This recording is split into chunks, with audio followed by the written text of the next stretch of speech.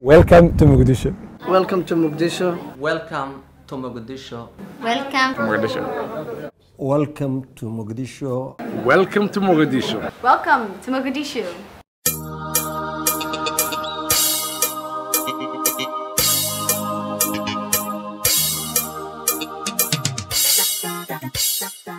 Mostly, as you see, I use MacBook, iPad, iPhone, Samsung, and Nokia. All over the world, the Somalis were following and counting the votes. It was a day where, we officially elected our new president. I was actually grateful to be one of the people that was tweeting from the scene. Because the media and the technology that's available were there, it gave the whole world that what happened in Mogadishu on real time, all the 5 continents knew how we operated. The solar technology can increase sustainability and the security. It's easy, the technology. The only thing we need is sun. The sun is free.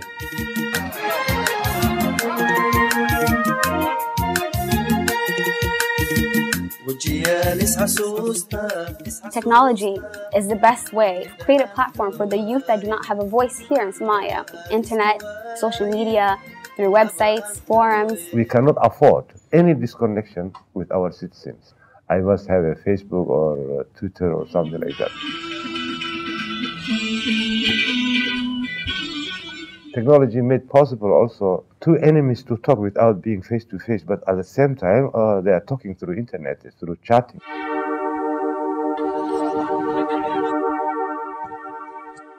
Somalis are mostly oral nation. They like to talk, they like to chat. Technology is really made for the Somali people, I think.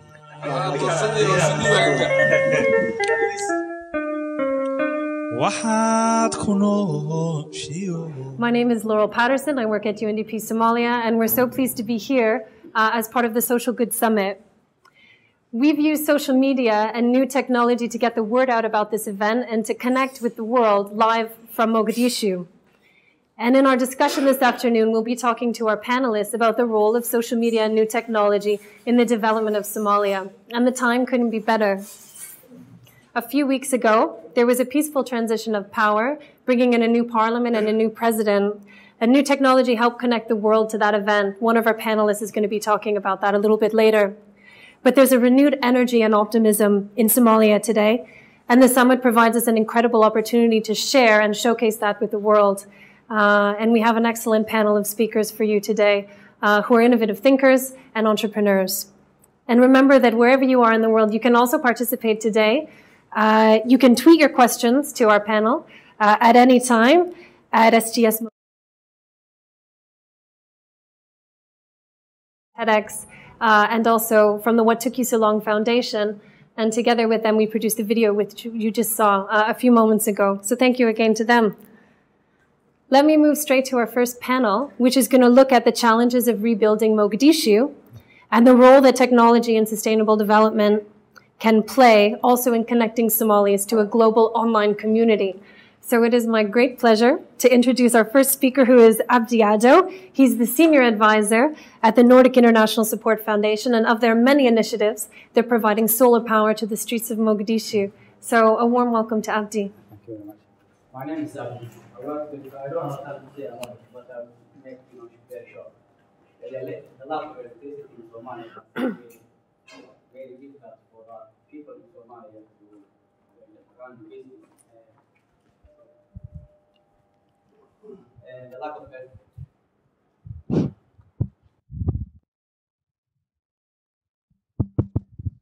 Hello.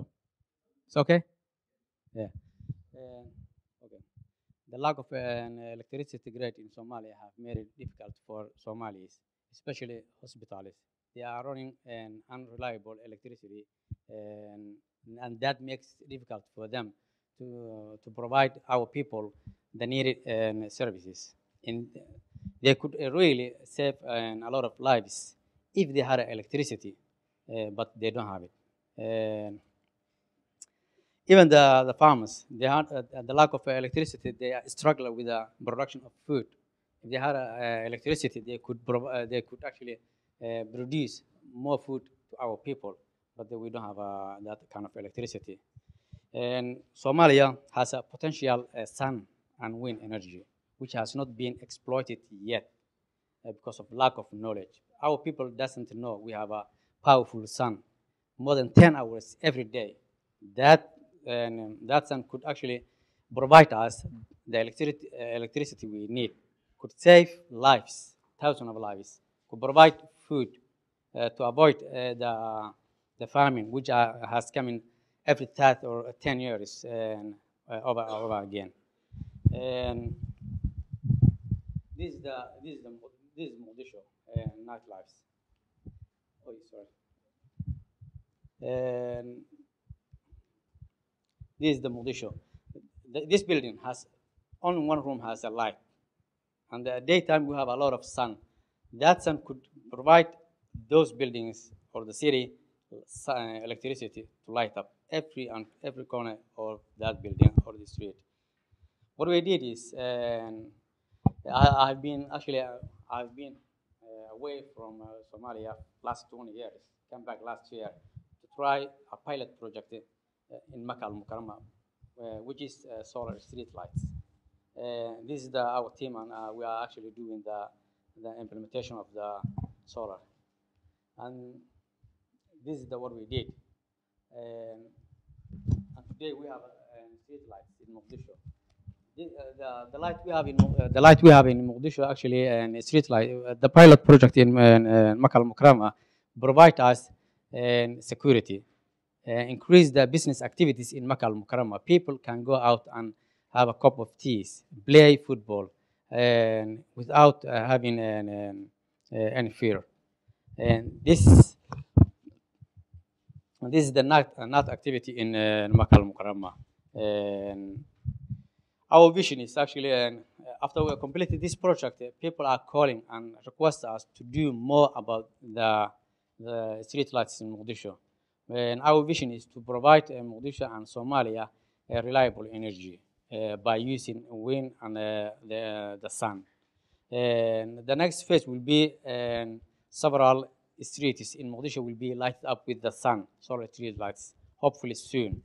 And I will try to develop a system which can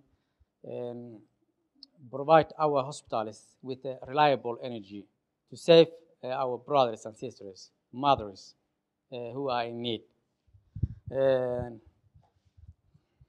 Even I will try to do something. We will try to do something with the irrigation system in Lower Shabelle and Middle Shabelle. And that's actually that's the thing we are working on. Energy we have, but we don't know how to exploit that. And I'm here to share with my brothers and other Somalis in here in Somalia to show how we can use that technology to move forward, develop our country. Thank you very much.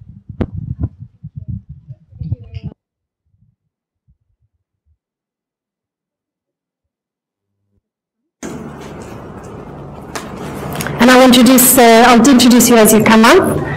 We have Ibrahim Mohammed, who's the founder of Somewave, and among their many initiatives, they're building a web presence for the Somalia Police Force.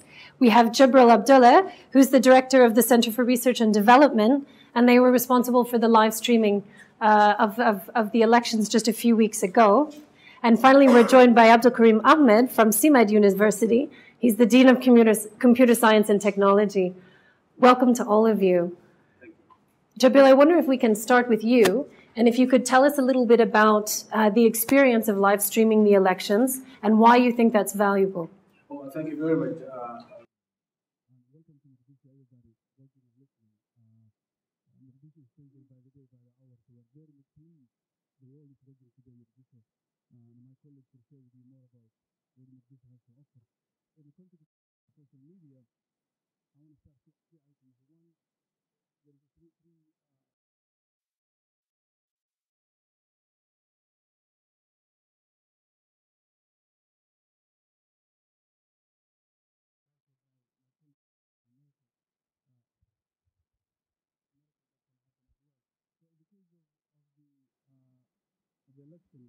the covering election has a three principalities that we have envisioned when we proposed the idea of having this to be live streamed. One is that because of the parliamentarian alone will voting, if Somalis at large are not voting. So in that context, you really want to make sure that not only 275 people who are going to the ballot, who are the very small number, can not only be the one participating in democracy in the process. And therefore, the idea was that to engage millions of Somalis to participate in the process. So that was one objective of live streaming. The second objective was legitimacy of the process. The idea was that no one should say that I was not defeated or I was something kind of normal rejection of the outcome. So therefore, everybody can see it. And the third one was national unity, to bring Somalia together into one issue. And that was really what generated. And to do that, to make sure that we utilize social media, but also media at large. So we use three medium. One is the internet live feeding, which about 500,000 Somali were watching, tune into it. And the second one was the television radios. Television was the idea that Somalis, wherever they are, can actually watch. And they can watch not only cable, but they can also watch through internet, accessibility, direct live on it.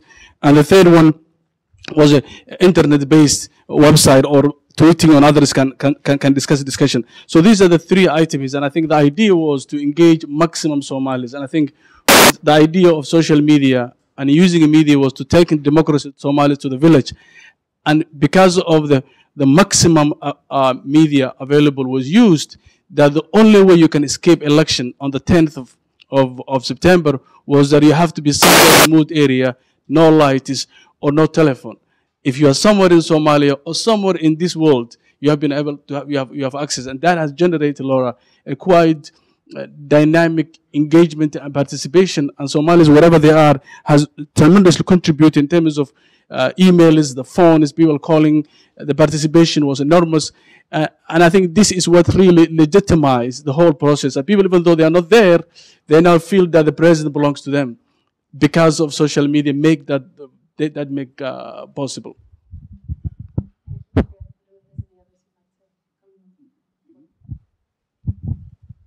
Hi, my name is Ibrahim. One of the most important things that stood out to me about the live streaming of the elections was that globally everybody was in tune.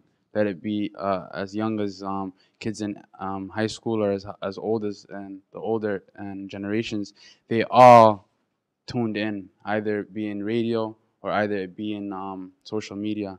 But that was a common element that they all shared, and everybody was talking about it. And I think in some communities around the world, it actually was trending for some parts of the day. So I think it was one of the most amazing things ever. And for the people that were all involved, and to Jabril right here, who started doing this initiative, I congratulate him, and I think it was a very, very good initiative for all Somali people in general. Ibrahim, thanks. And you're currently developing a web presence for the Somalia police force. Yeah. Can you tell us about that and why you think that's important? One of the things that I realized was there was a big void among the Somali technological sectors, that most of the government agencies or most of the government ministries did not have a very large web presence. And I realized that that was a major thing, because that was a major problem only because that anybody that wanted to reach out to these ministries or these government agencies had a very hard time doing so. And nowadays, if you want to reach out to anybody, you just go online, Google them, and you'd find them directly via their website or via any other contact information that they have on there. So uniquely with the police, what I did was I wanted people to understand that there was another channel in order to raise awareness for security and ensure stability for the people that live in Somalia. Some of the most important things that we added, and some of the nice parts we added to the website, is we put a report a crime section on it, where people can confidentially report a crime or any type of corruption online, so that people can view it and then hopefully use the right channels to go and investigate those concerns. Yeah, so currently it's under development. We are almost done, so once the government is incomplete, we would debut the website for the masses, and everybody in the world could use it or contact the police or help out in any possible way. Good, Ibrahim, thank you. Yeah. Abdul-Karim, I wondered if you wanted to come in and tell us a little bit about how you're using new technology and why you think it's important to invest in new technology and support the education sector. Thank you, Laura. First of all, I would like to welcome those who are new to Mogadishu. Those who are not new to Mogadishu, they are already welcome. And I hope I will talk to about education and new technology later. But let me just put my emphasis on sustainable development and new technology. And when it comes to sustainable development, I hope there's three main pillars of sustainable development. That's economic growth, that's conserving natural resources and environment, and social development. And as you see, every part of this pillar, the new technology plays an important role. Where if you implement an information technology, especially ICT, and you can find a lot of progress there. And when it comes to social development, like good governance, public awareness, now we have a lot of public networks like Facebook or something else.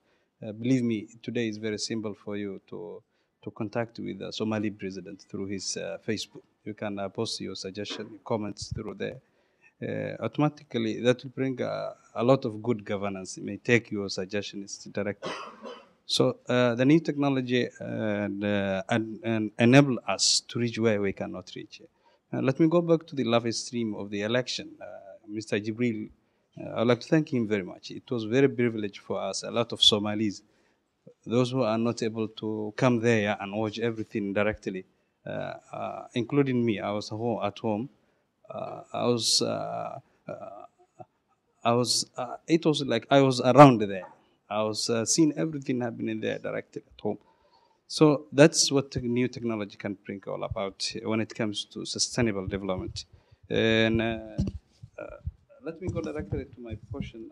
When it comes to education, maybe some of you, they were a correspondence student like me. I used to be a correspondence student. As you are familiar with the universities implement a portal system where a student can interact with the lecturer very easily. I used to study MBA program at Cyprus Institute of Marketing while I was in Kampala. It was very easy for me to contact with my lecturer. I was able to download my assignments from there, upload my assignments, everything there, very easily. So as a bunch of new technology, that's what enabled me to learn a lot of my program when I was not around that place. When it comes to the internet, as you know, every student is about to make research or paper or something else directly related to his study. So internet, and as you are familiar with it, a lot of resources, a lot of education resources are out there. The students can go directly to the internet, download everything he needs. Today, the new technology, I hope it had enabled the students a new way of learning. You can join a class, virtual class, a class where you are not present at all there. You can, as you are familiar with, there is a forum. You can join that forum. You contact with your colleagues. You ask them whatever is hard for you. They will reply. Even you can talk to your lecturer where you are not around there. I hope that's what the new technology has bring about. So that the education organization is like universities or other institutions there. They have to be invest a lot of money on that area where it can add a lot of value to their production or to their graduates. I hope that's my point. Yeah. We've discussed. Thanks. We've discussed a little bit about the elections, about the Somalia Police Force, and a number of other interesting initiatives. I wonder to any of you, how do you think the government could use new technology to better reach out to young people in Somalia? Yeah. As some of you may know, the Somali people are a very communicative group of people, and communication is very essential to every person in the Somali community. So one thing that I've seen, and with the benefits of social media, with Twitter and Facebook and other various social media tools, is that the government can use those tools to reach out to Somali community here, Somali community abroad, and engage them and ways to help out the communities that need help here in Mogadishu or any other regions of Somalia. So I think the government should take a very focal point and focus on figuring out how they can tap into the vast resources that technology has to provide, and eventually find other ways of enabling all the Somali people to constantly use technology. Some people might not be as sophisticated with the use of technology as others, and from something as small as a mobile phone to something as large as the internet, all of these things are all connected. So you could find ways of engaging people that just might only know how to use a mobile phone, or others that may know how to use the internet, others may know how to use different web applications. So the most important thing I would suggest, or I would tell the government, or tell the people of Somalia is get aware of all the technology that's available to us, and become more technological enthusiasts, so that we have a better communication between the government, between the people that live in the country, or between the international community. So, for example, NGOs or media outlets that want to come to do business or do work here in Somalia, the number one thing I would recommend is that the government sets up websites or information so that they can have key updates on security issues or things that are going on that may be important to them, so that they can do their business or they can do their work effectively.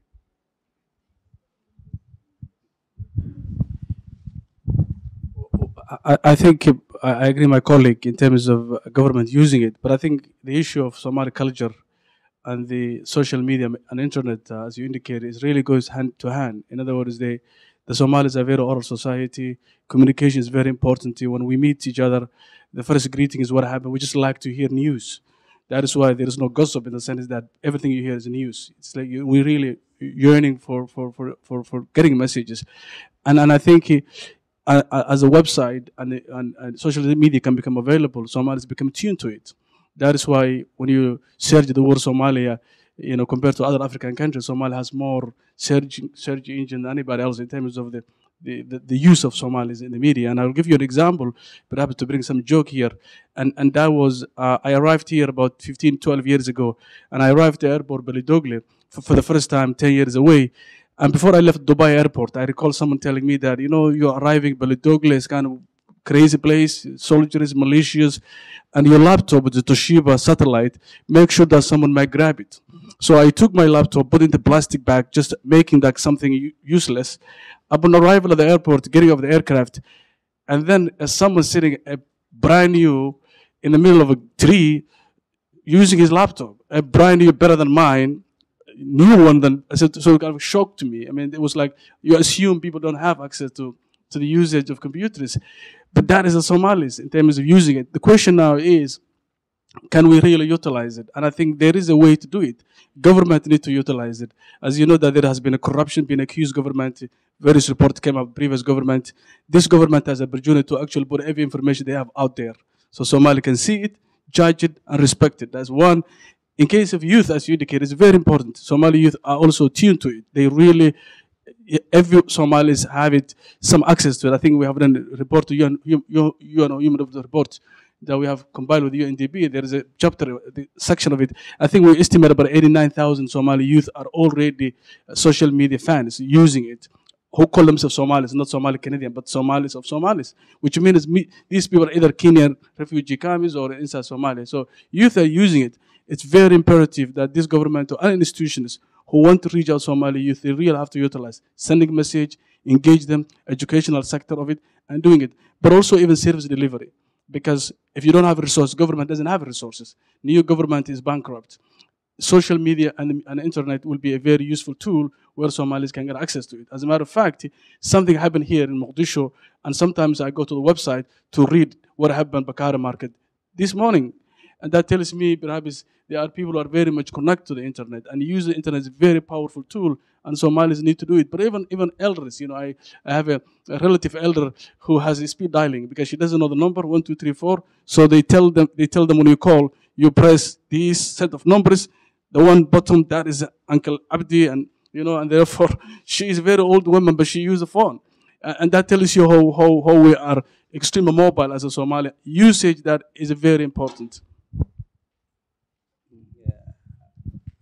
thank you to Jibril, and I agree with him that we used to be as oral society, but as the leadership transformation has done in Mogadishu, I hope there is another transformation, which is from oral to reading society.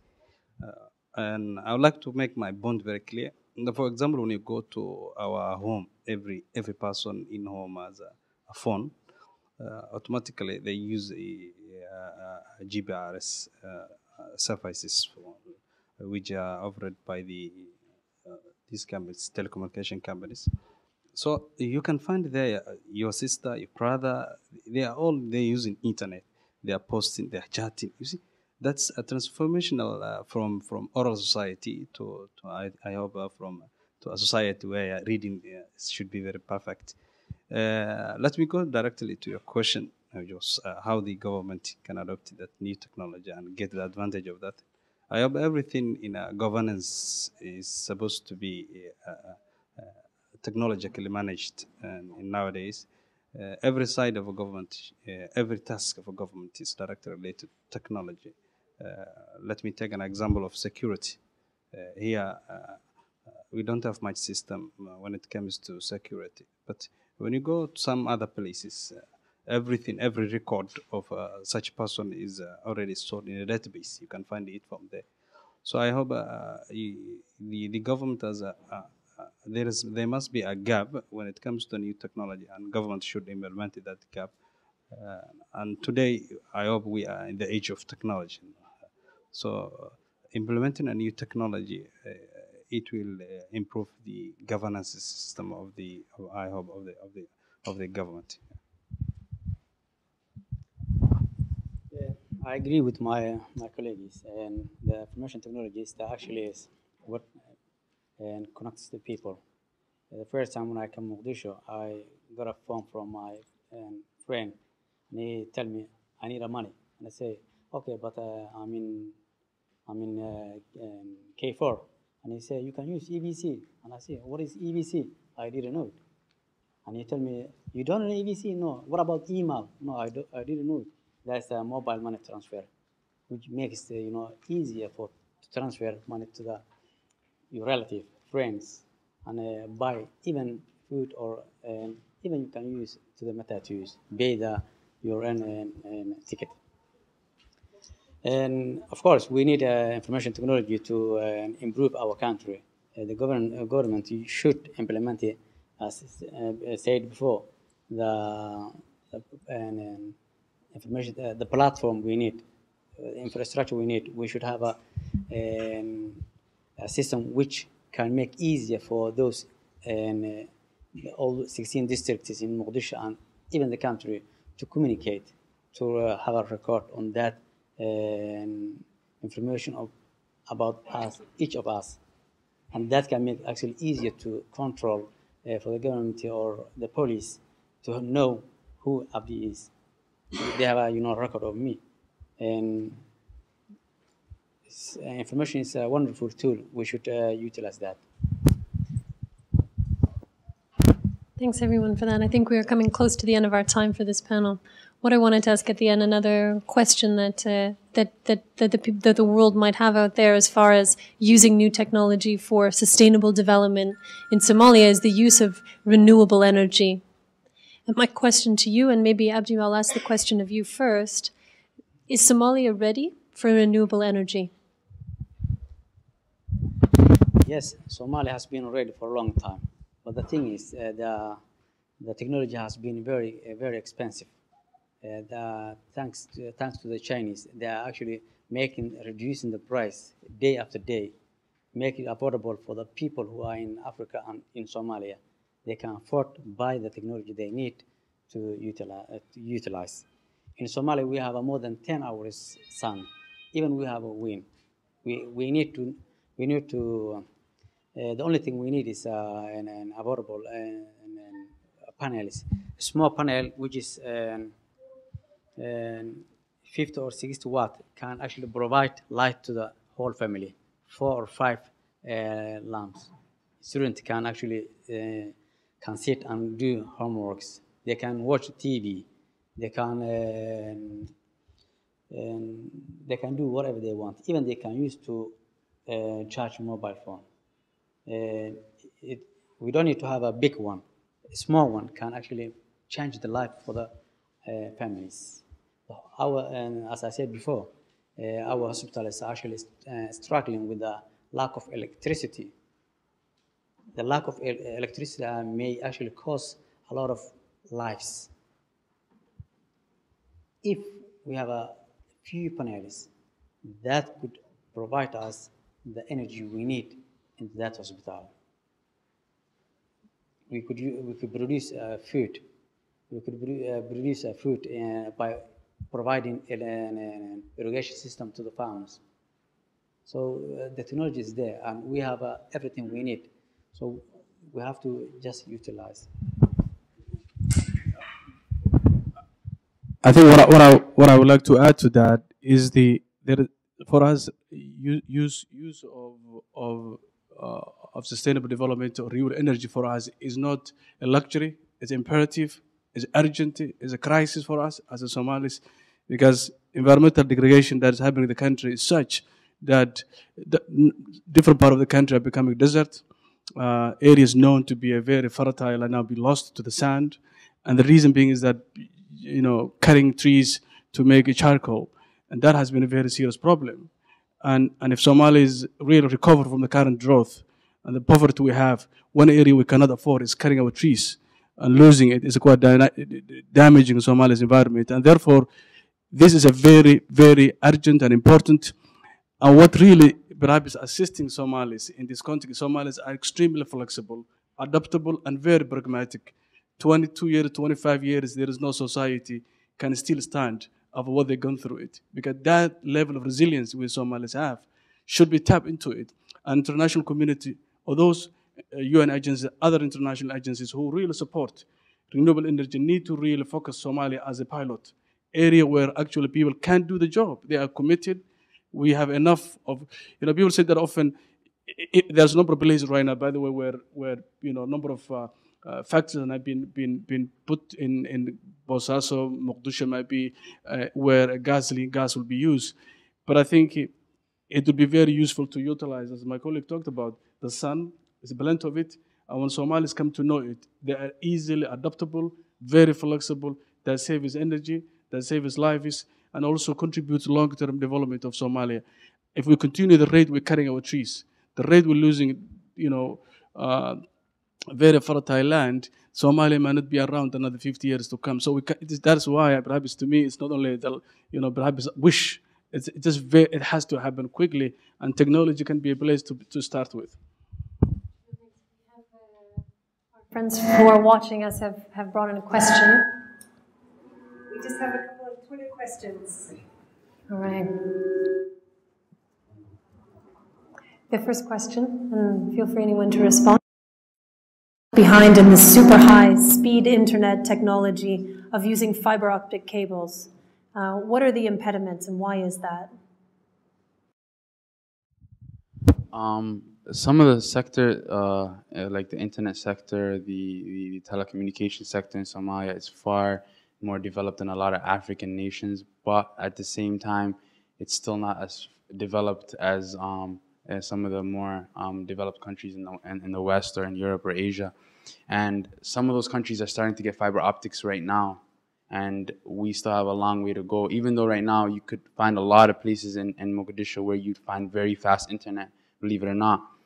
It might not be as affordable as you think, but you could find it. So we will eventually reach that level where we could get fiber optics internet and implement it everywhere. But we should start step by step and then let everything flow easily so that we can get to that point. Good, thank you for that. And Jibril, maybe a question for you that's also come up. Solar power is good, says one of the individuals watching us. How to distribute?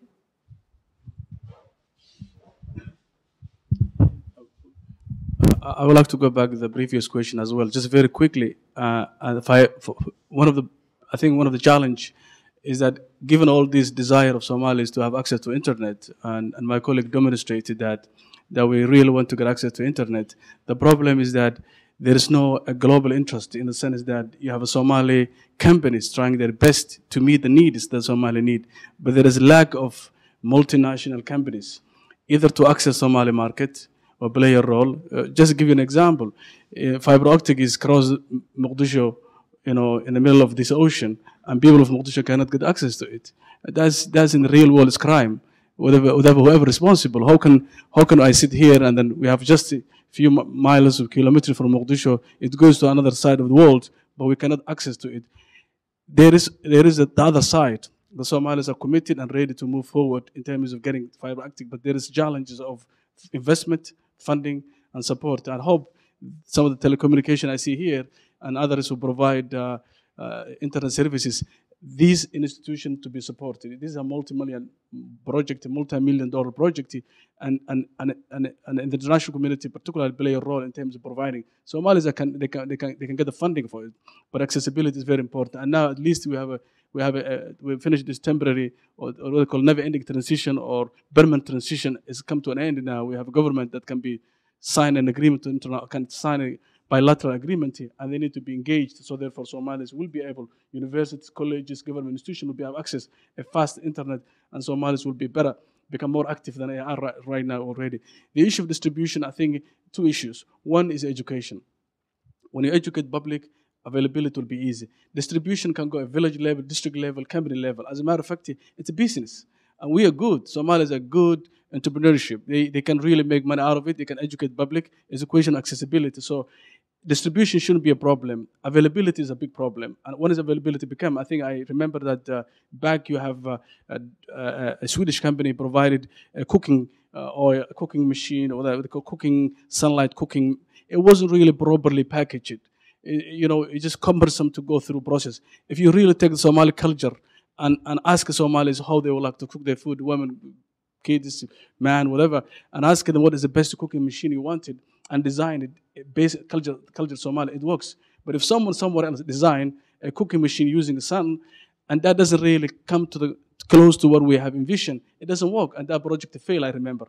But now Somalis are ready to use the sun. The classic example is that when you go to Mogadishu streets, every night people are playing soccer games. There's a tournament going in Mogadishu. Who think about it's going to happen there? But now that is happening because accessibility and use there. So therefore, it's not the distribution in my view. The problem is accessibility and public education. Those goes hand in hand. If that goes hand in hand, the possibility is endless for Somalia. Another question that we have related to the same topic, maybe you want to pick this one up. Solar energy is expensive. Who funds the project and is it sustainable ultimately? Yeah, it's expensive, but Somali government cannot afford to provide what we need in our country. But what we did in Makkah al-Mukarramah has been actually funded by Norwegian government, and it has been a pilot project. Now they would like to expand that project, and it will be more lights on Mogadishu streets soon. Who funds something like this? Where would we look for funding? And outside, we don't have that kind of capacity to carry that kind of project. It's very expensive, but the price is going down day after day, as I said before, and we should have a hand from the outside. Yeah, I'm sorry to keep coming back, but I think some of the idea will be where Chinese are providing a cheap panels. As my colleague talked about, it's fantastic, it's good. But how about if you build a Mogadishu factory and Somali business community who are very dynamic and risk takers can actually fund that, and the panel itself will be assembled here, not made, assembled here and sold. The cost will be cheaper. A couple of hundred Somalis will get a job out of this, and the possibilities endless. In other words, we Somalis have to challenge ourselves that solar energy cannot be funded by another country all the time. They can provide us a startup, but we as a Somali need to play it. And I think when it becomes a business, it's a lucrative business. There's a lot of businessmen, I can see their faces here.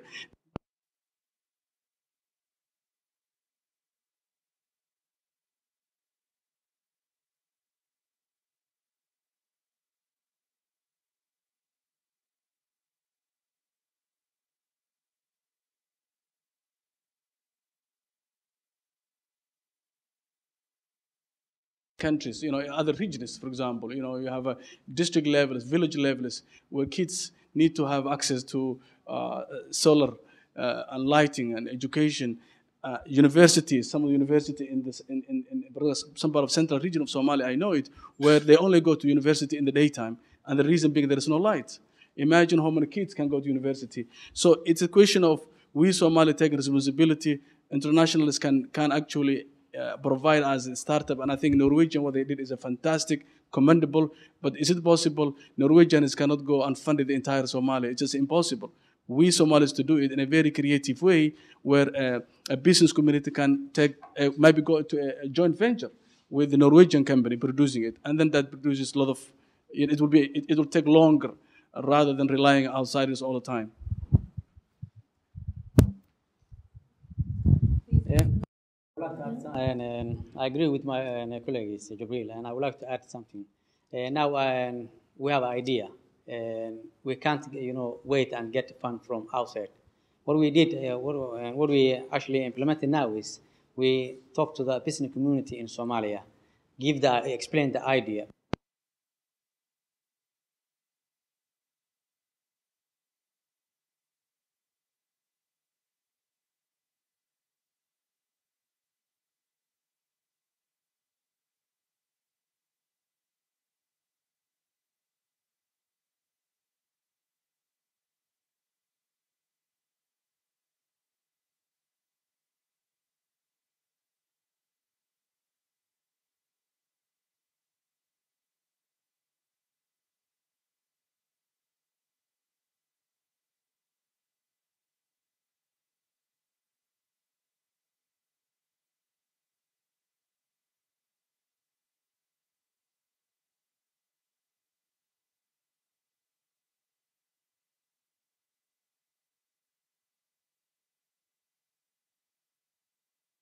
Wrap up. We're almost at the end of our first panel discussion. Thanks everyone who's watching around the world and here with us today. Any final thoughts from the panel as we wrap up?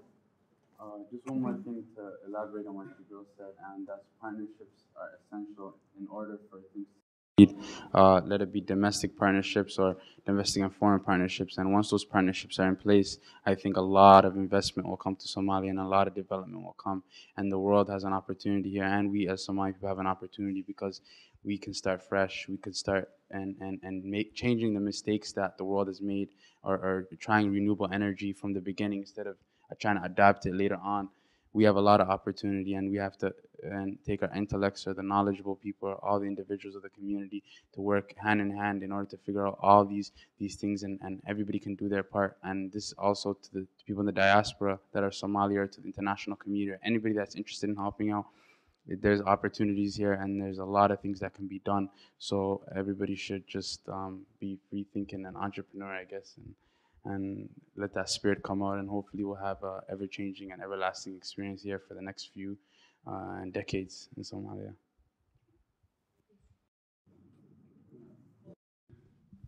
I would like to combine both the issue of fiber optic and the issue of funding the energy of Somalia. And I hope we have a difficulty with that issue right now. But the way we can forward that issue is, I hope we need to fund we need to make the awareness of Somali business very popular to that area. We need to tell them that this is the issue of funding in Somalia is our business, not other people.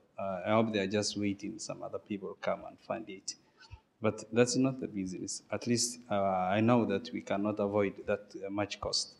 But we need to have, as Jibril already said, we already mentioned it, we need to have at least other people working with that. So we need to put much emphasis on turning the idea of partnership with the Somali community, especially business people. Thank you very much. Two items I want to say. One is that the Somali public, the opportunities are endless. I think in nine months, August last year, Mogadishu had seen all sorts of people killing, and famine was here, and 9 months later we have election. It tells you speed of Somalis, how they far, how they go in terms of capacity they have it. And I think what is missing here is that international investment. Those who are watching Somalia is a dynamic place. You might see killings, you might see all sorts of it, but the university, the school is a very growing, dynamic team, young people. I think 70% of Somalis are young in terms of if they got the proper direction. I think the future of Somalia look brighter than anybody can think of. What the international community, what the international investors, and particularly Google and others, Yahoo and these organizations, bigger organizations, I think they should have presence in Somalia. They have to rush quickly because the gold mine is about to explode. Sorry. And the reason I say that because I'm talking about the individual, human being. We really, the capacity is limited, but imagine going to university in the middle of gun and graduating. That tells you resilience, that tells you commitment. If those individuals are given an opportunity to work, they can perform exceptionally. And they show that side. So international community, international investors and companies, particularly multinational companies, at the digital level, I think there is an opportunity to make inroads in Somalia, and the sooner they come, better. So we're going to finish here and close with our first panel. I want to thank Jabril, Abdul Qadir, Abdul Karim, also Abdi and Ibrahim. Thank you so much. And we're going to move and show you some other short video interviews that we have before we move to the second panel discussion. Thanks, everyone.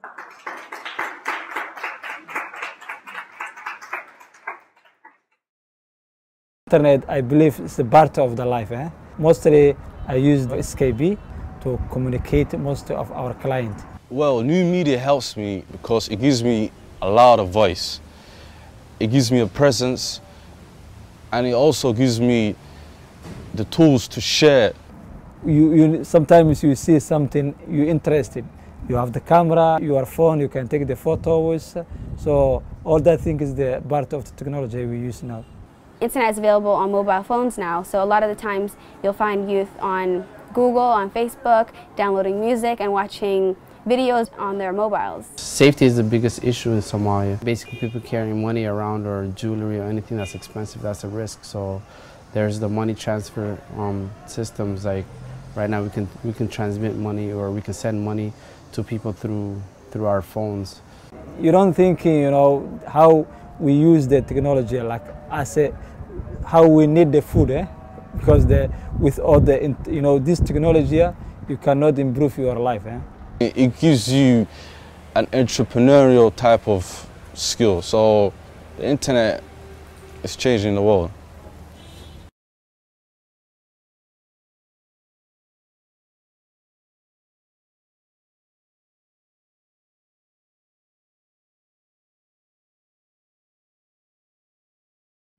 Okay, friends from around the world, those in the audience today, welcome back. As many of you know, if you were following from the first session, we're coming to you live from Mogadishu from the Social Good Summit, and we're about to start our second discussion. An important part of rebuilding Somalia is creating an environment where new business can take root, and our second panel today is going to look at the role of technology in supporting that objective, and including how to attract international investment. So I am very pleased to call up our first speaker, who is Omar Osman. Welcome, Omar. Okay. How are you? Good. Omar is the Somalia Wireless. So welcome. Please go ahead. Thank you. Good afternoon, everybody, and welcome to those who are joining us online and those who are here with us. Appreciate it.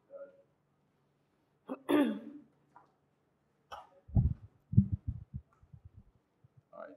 So let me start again and say good afternoon and welcome everybody, those who are joining online and those who are here with us. Welcome again to Mogadishu. I'm here today to discuss some of the challenges that we have here in terms of the internet and the technology and what we are doing to advance these ideas that we all take granted in other parts of the world. So the challenges for us was how to harness technology and embrace internet and provide guidance into for the private sector as well as the public sector to use this technology and advance the social well-being in Somalia. And I would like to share some of these ideas with you today.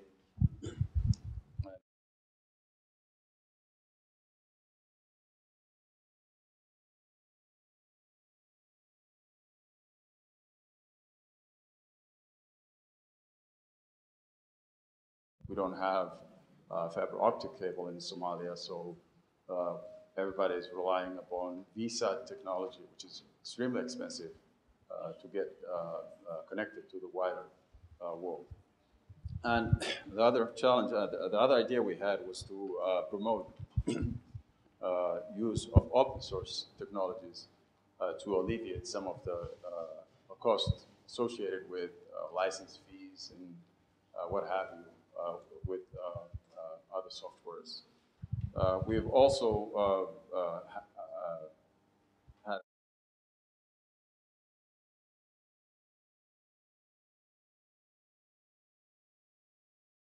the government institutions. The challenges, as I indicated, was the high cost of capital expense for visa.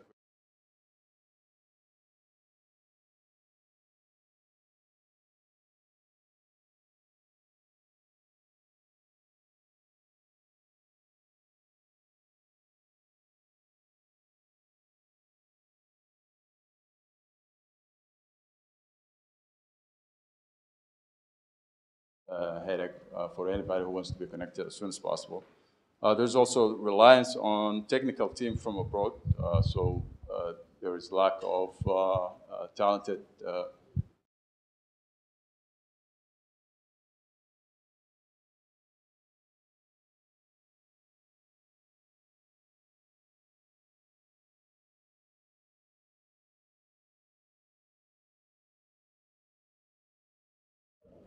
usually dictates the kind of bandwidth that you can get, and not to mention how expensive that bandwidth is.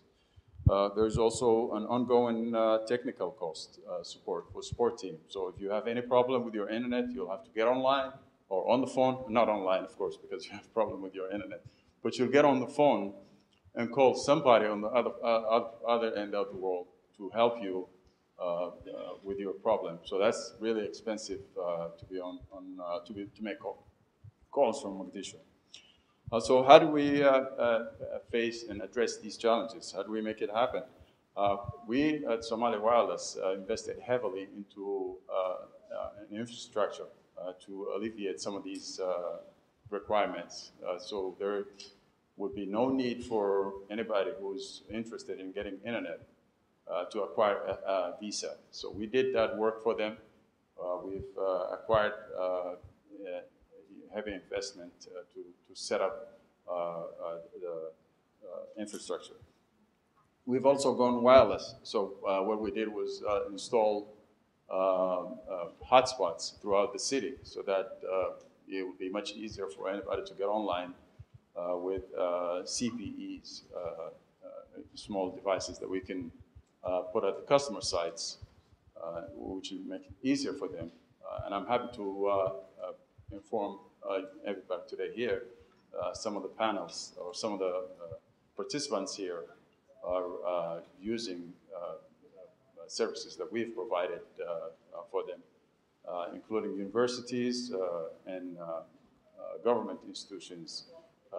In fact, we have several universities who are enjoying or providing distant learning opportunities for their students through live streaming and web conferences.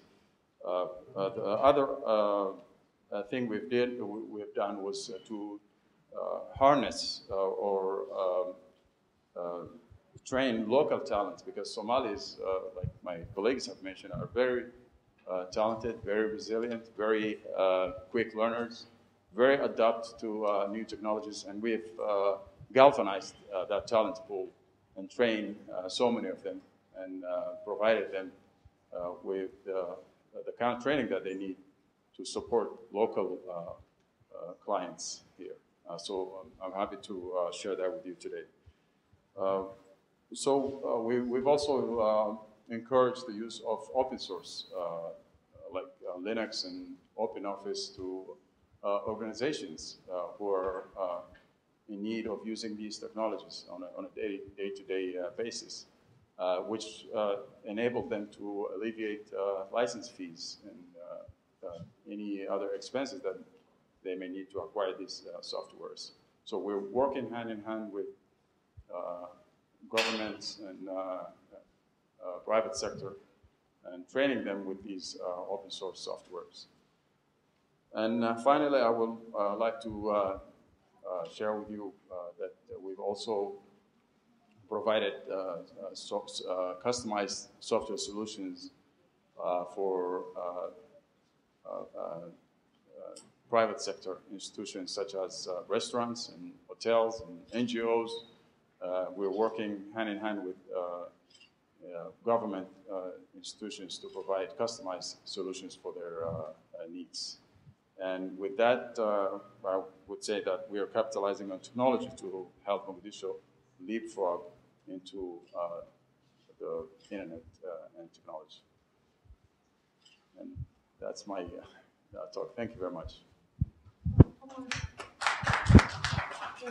Omar, thanks very much for getting us started. And I think it gives a great introduction to all the things that are already going on and happening here. Absolutely. And I think our message to the world would be, seeing is believing. So come to Mogadishu and enjoy the Wi-Fi hotspots for yourself. Absolutely. So thanks. Can I call the other panelists to come up, please?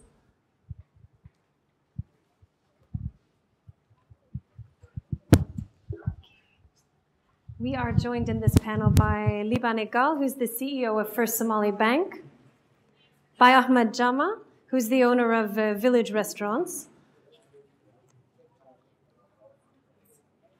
by Abdullahi Bihi, who's the managing director of ASAL,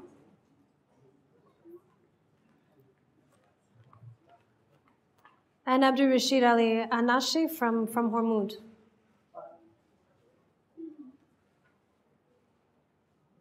Good. Colleagues, thank you.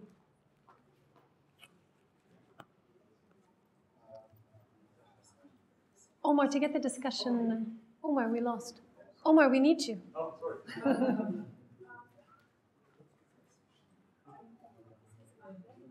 Ahmed, you have my seat. Come on up. Welcome, Ahmed, as well to the discussion. Okay. Let me just stand over here and then I'll start. Ahmed, welcome, and I wonder if I can give you the mic for the first question, and that's to ask you, in your experience as a restaurant owner, how is new technology changing the way that you do business? Okay, hello everyone. Since I've been over here, something I haven't seen before in Europe or America, I've seen here. For example, when I'm getting my customer gonna pay me, usually they pay me as a EVC, as a mobile. And that is something I haven't seen in Europe or in America. It seems like a more quicker, easier, and part of a technology.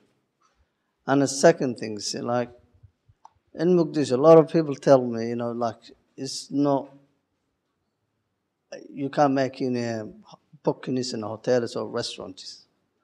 But since I've been here, I've seen it like quite a few, especially myself.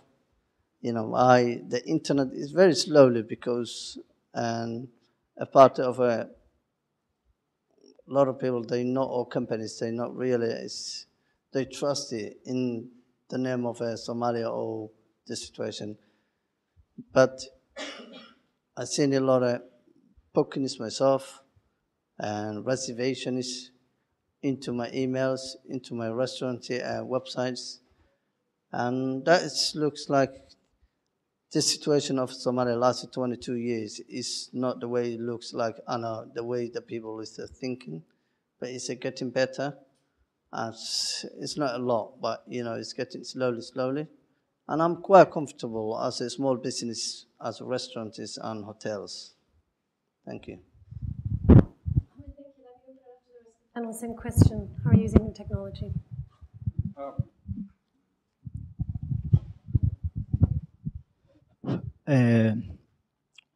For me, as Ainanche, on behalf of our Hormuz Telecom Public Relations Director, it's my pleasure to participate in this event.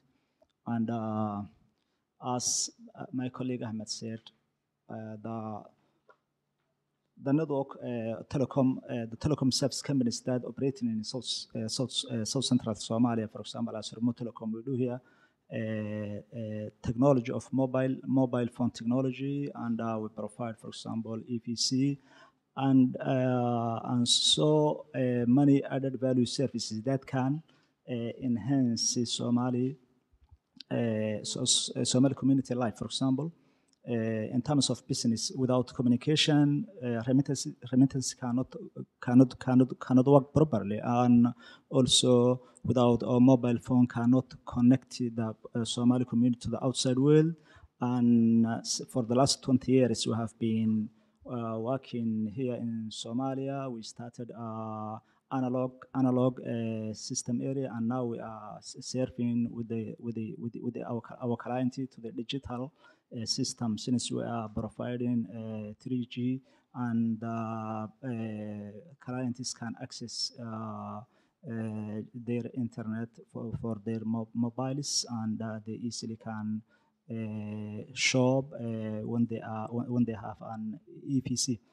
And to my perspective, I see the Somalia now is going to the better future when it comes to the technology. As I see here, the panelists, the majority of the panelists were Somali diaspora. The percentage of Somali panelists, as I see, and coming back Somali diaspora to the country is a good sign also.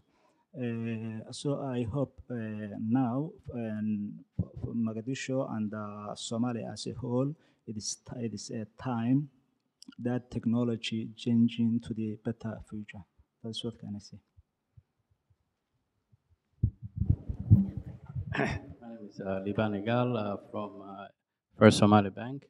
The way technology is really changing is the EVC from Hormuz. That's really was the biggest things in Mogadishu, where you don't have to carry money to pay a lot of things you wanted to pay. So that's, I just wanted to congratulate for them developing that technology. But for us, we do what they say, online banking. So we try to recruit the diaspora to have an account with us, so they can, purchase businesses and also do transactions while they are overseas. So we're just a new company, and we're trying to develop online banking ways to reach the diaspora to really do business. And one of the things that I want to talk about is also the challenges we are, is facing the financial industry here. One of the things that is facing is what they call regulatory framework, because when you do in a financial business, what you really need a lot of infrastructure that can provided by the government, which is the contract laws, courts who enforce contract laws, and you need company laws. You need some kind of sense of what they call a limited liability. So all of those things are not, and those infrastructure are not here right now. So one of the things that we mainly do right now is trade financing, where a lot of import and export. So hopefully, as the transition happen right now, so there's going to be a lot of institution building. One of the institutions that we would like to see built was those regulatory frameworks, people who write laws, who write policies, and that really will make a lot of international investment to come and feel they can invest in here. Without that regulatory framework, without those laws and regulations, then people really wanted to invest here, want to know whether their money is safe and how long it's going to be safe. So those are some of the challenges. Of course, technology will help big time to grow, and we are investing some of that. Hello, my name is Abdullahi. I am sorry. I'm from Asra Solutions, an IT consulting firm that specializes in software development. Technology has been transforming Somalia since the arrival of internet in the 1990s. what we know is that the Somali people have survived on remittance for the last decade, and remittance has been enabled and empowered by technology. We know that web-based applications, for example, and the access to internet had made so many, it made it possible for so many people in the rural areas, for example, to receive support from their loved ones. Technology has also been the driving factor behind the so many developments that we have seen these days. For example, if we look back at the time when remittance industries started emerging, we see that it took at least 2 days for a transaction to be reported to whoever had to receive that money. But now it takes only a few seconds or minutes for that transaction to be taken to the other side of the world. And technology has also started influencing the small industries, what we refer to as the SMEs. For example, Ahmed and small business owners that have come from the diaspora, when they arrived here, most of their expectations in terms of technology, I think, have been very much disappointed, mainly because the systems that they were very much used to were not available or in place. Most of the demand that we receive these days as a technology group, as a solutions, is that we get requests for integration with existing platforms. For example, we know that the SMS technology, which is a very simplistic technology, has been helping so many applications and application developers to, for example, help the clients to report transactions whenever they happen. We know that if you send or transmit money, for example, nowadays, you will see that an SMS message you will receive an SMS message. And that is the kind of request we are getting nowadays. For example, someone would ask you to develop a software to manage his school, for example, and he would require you to integrate it with the SMS technologies of Hormuz, for example, or any other company that they have to deal with.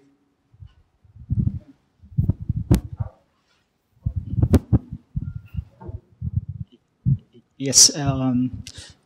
For example,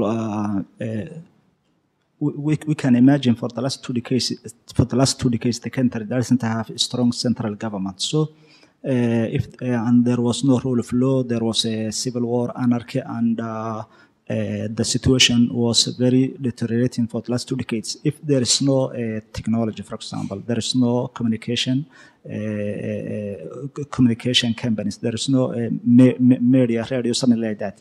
You know, the situation of Somalia can be something we cannot imagine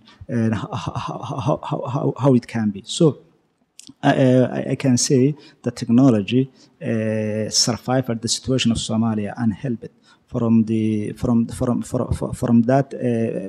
that situation that I have mentioned now. For example, if this village doesn't know what's going there, and the people of Somali diaspora cannot send support for them for their families at home back $100, that's very crucial to this.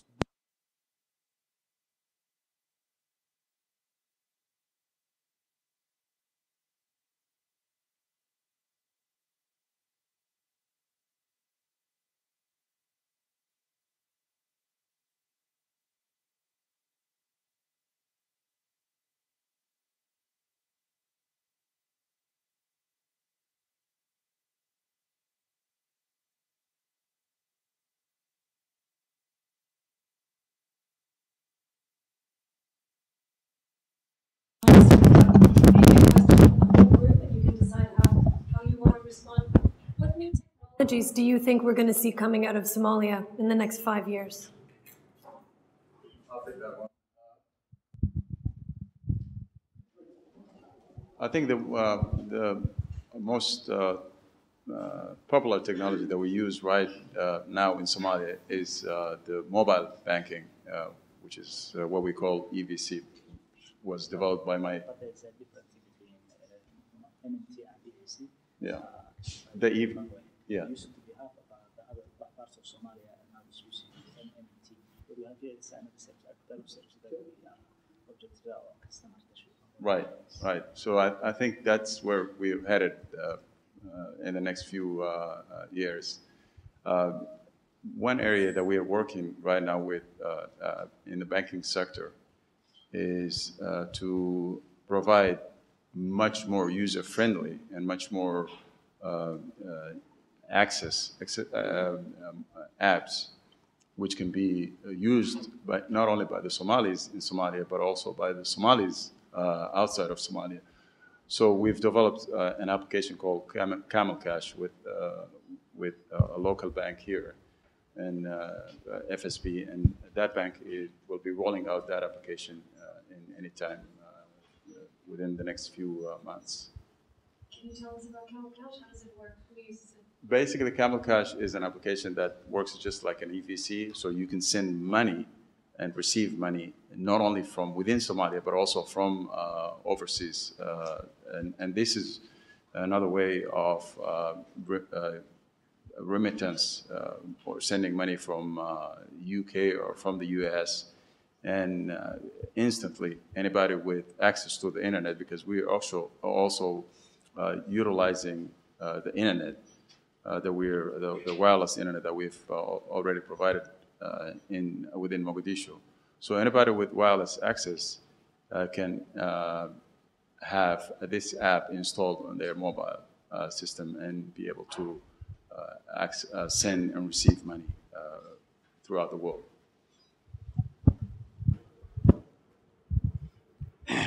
What's really coming the next few years is that the last government, the Seattle government, to really operate an office or department, you only need a desk, table, cabinet, and such like that. So the internet was not there at that time. So now this new government is coming in. They will be needing a lot of business processes. They will be needing a lot of software solutions, whether to run the port or the airport or even any department office. So eventually there will be a lot of opportunity for developers. Some of the universities are now really have departments for computer science and programming, and usually you don't see in your lifetime a country being rebuilt from ground up. So everything has to be rebuilt the next few years. So part of that, actually the essential of that would be there's no office that can operate without a computer. And the computers really use the softwares. So there's a lot of opportunity to now program a lot of softwares. Some of them will be happening here, hopefully, and some of them will be importing, but they will be learning how to set up and use it. So technology will really bloom next actually year from each side, the government, the business, also the NGOs. In the next 5 years, I see that the connectivity to the backbone, internet backbone, will be possible due to the increasing security. One of the reasons that the fiber optic cable is not activated, the point of presence for Somalia, is that I think is security. The other issue is that there is little awareness of the fiber optic cable in Somalia among the general public. Most of the people who talk about the Somali fiber optic is mainly the people in the industry, people from the telecommunications sector, IT people. But when the masses start talking about the need and the importance of the fiber optic cable linked to the fiber optic cable, such as the one that's just passing on our coastline, the East African submarine system, cable system, I think that will bring with it a whole lot of opportunities. One of them being the ability to do business with the rest of the world, and seeing some new initiatives and ideas that translate into business that can be sold to international markets. What I think will be possible, for example, would be the ability to raise the capacity of the technical people, the professionals in the IT industry, by having access to high-speed internet that can help them learn from the rest of the world. I hope that I will also see that in Mogadishu, I think we have almost 2 million people. Half of them, let's say, are youth. Most of them are using nowadays mobile phones. The funny thing that I've observed here is that we complain about the lack of internet access, but we see young people who have never seen a computer, for example, being able to use the internet. Thanks to the efforts of companies like Hormuz, I think that these 1 million people, young people, they propose an opportunity, a business opportunity that needs to be exploited. The ideas for exploiting that opportunity to do business with that million lies with the entrepreneurial ideas of the young technical people in Somalia. And another issue I would like to highlight is that the talent, the technical talent, is within the country. We don't need to import anything. We just need to create awareness. And one way of doing that will be to establish professional societies or clubs that bring together people, what they call birds of a feather, to come together and discuss their own field so that they can come up with ideas that can contribute to the transformation that we're looking for.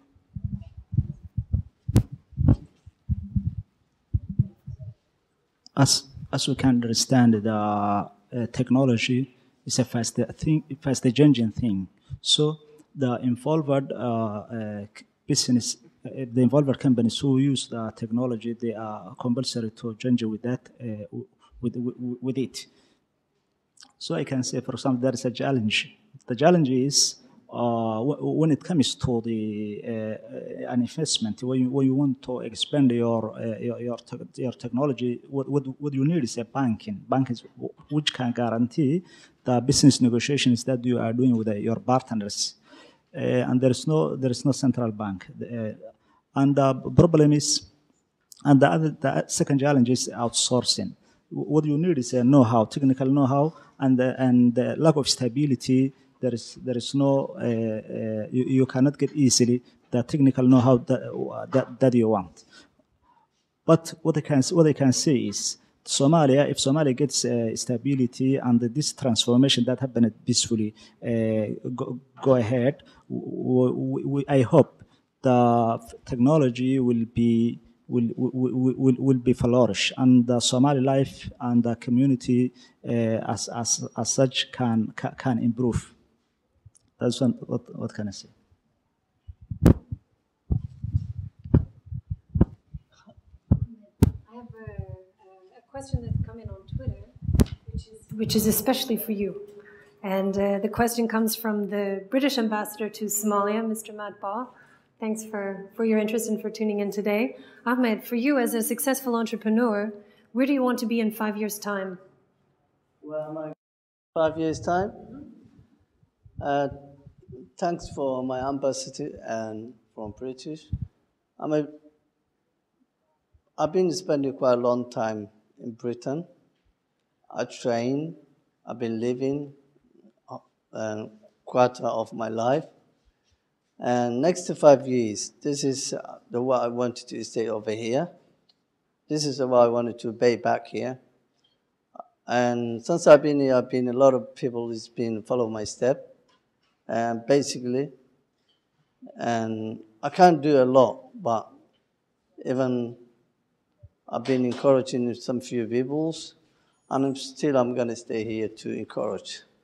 And thank you asking me that question. And thanks for British. I've been a British citizen, and I'm here to show them the other returning peoples.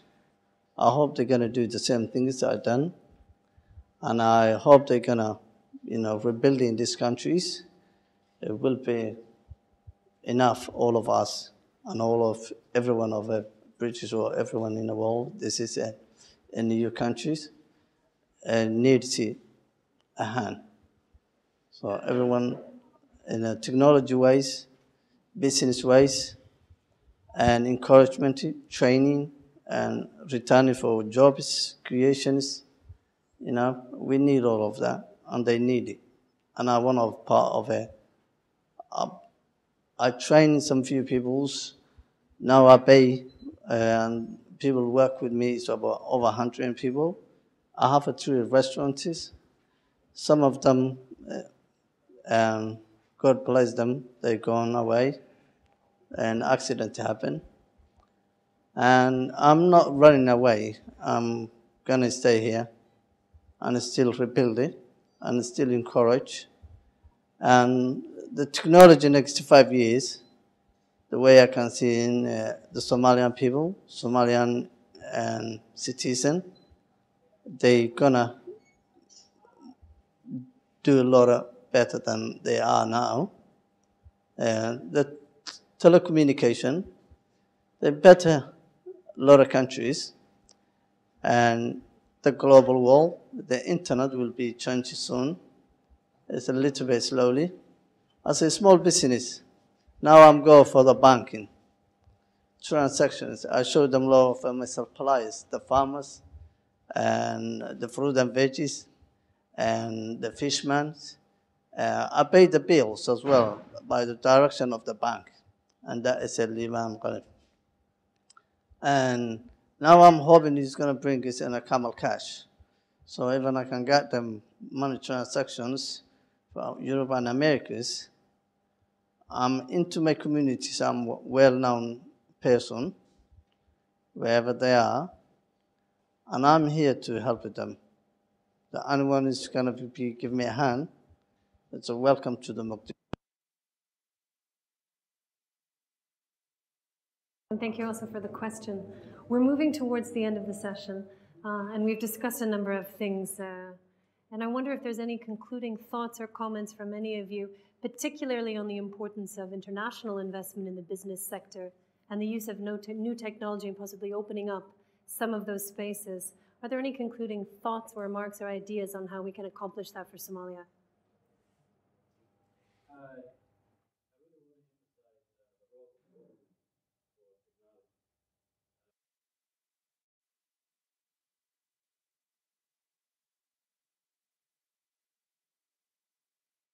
Individuals, we do businesses, but the biggest role for any country, the government plays a role. Not only they create environment where security and all of those things that we already know, but also they create environment where all the businesses flourish under regulations.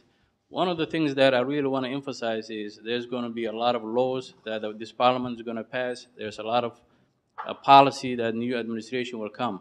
In order for technology to really take off, we need to insist that a lot of countries they don't tax computers.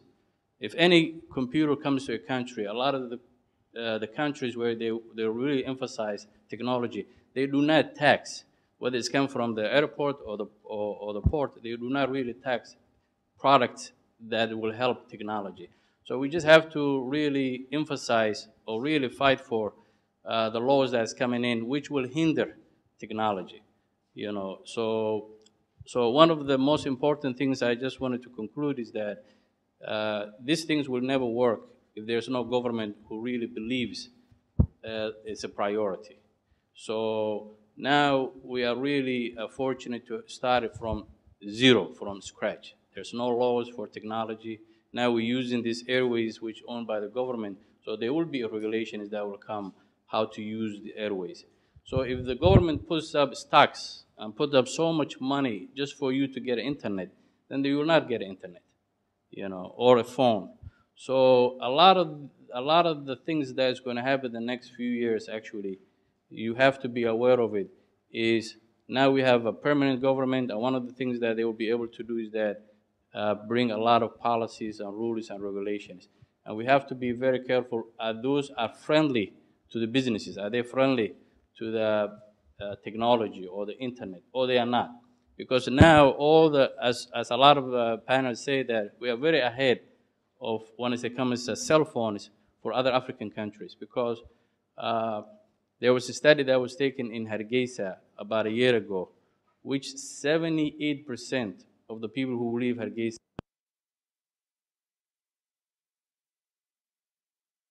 that's 78%. That tells you the literacy rate is not even that high. People who can read and write are not 78%.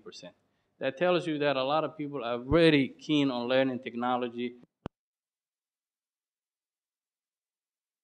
I just want to emphasize the role of government. Whether this is going to be taken off or whether we go backward will determine what kind of government we get next few months.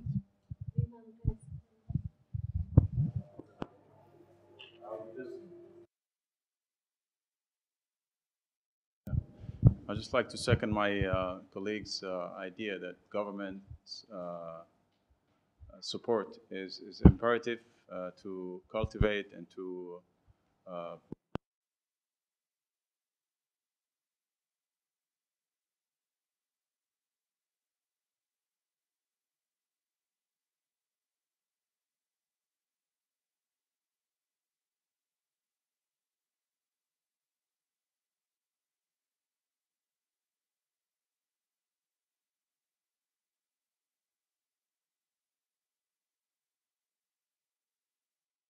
private sector are not necessarily helping the social well-being of the public. So I would encourage those of us who are in a position to provide services or to provide ideas that will impact the Somalis to be open-minded and not to be solely after gains, profit gains of the business, but also be responsible enough to understand that there is a need and we are all obligated to support one another and to change this country, which has seen so many problems and so many issues in the last 20 years. So with that said, I'll be the first one to share with you today that we've provided free lectures and free educations to many Somalis who are now using that talent and helping one another and helping themselves. Thank you.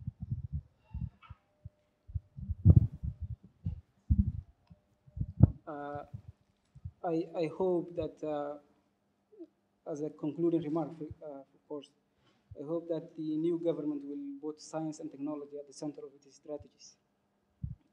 I think that technology in this decade and the next one will be the driving force behind good governance, transparency, and everything else we see about developed nations.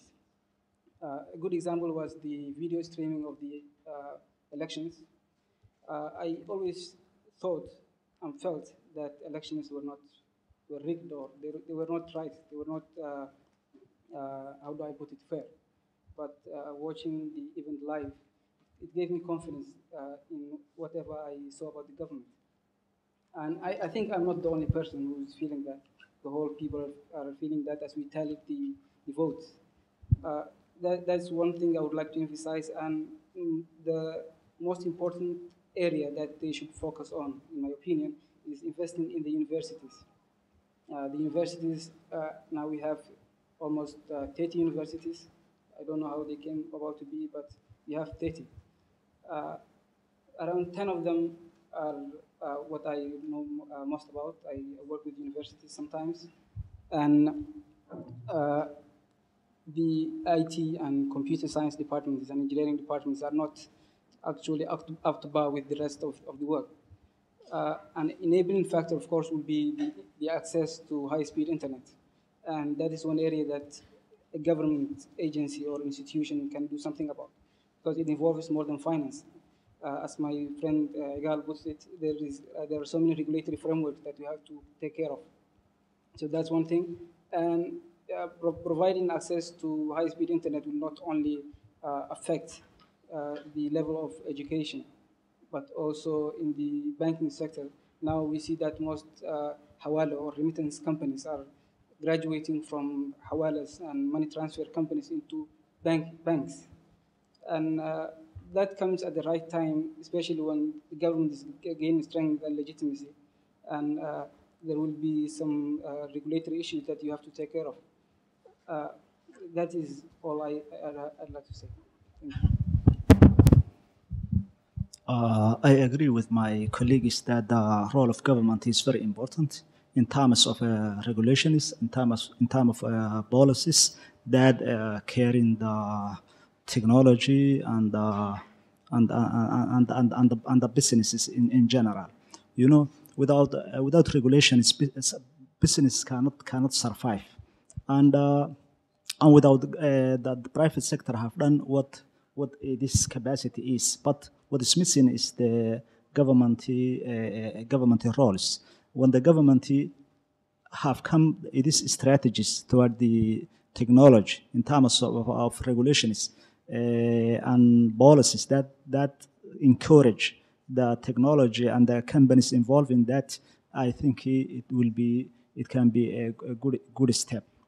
And that's what we are thinking and what we are hoping for this government, even if they can make a special ministry for the ICT.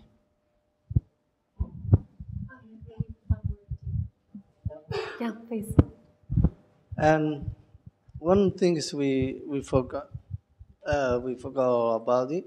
I'm a small business as a restaurant, but the only one talking about the solar system we're talking, but how good is our countries environmentally?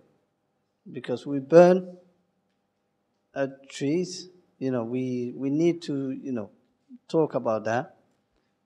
We need to pass the messages for the new government. That is a bigger part of the environmental, burning the trees, using in the charcoals, exporting, and that's a system we want to, now one of friend of mine and me, we're talking about, making energy as a, the recycling rubbish for my restaurant, our own restaurant. Just start even if it's going to work, see. And there's a lot of things. We have a mentality, but, we're not practicing it. And technologies, it's a part of a world and a life. As long as what we got, we have to make it improvement and, carry from that one another, pass it.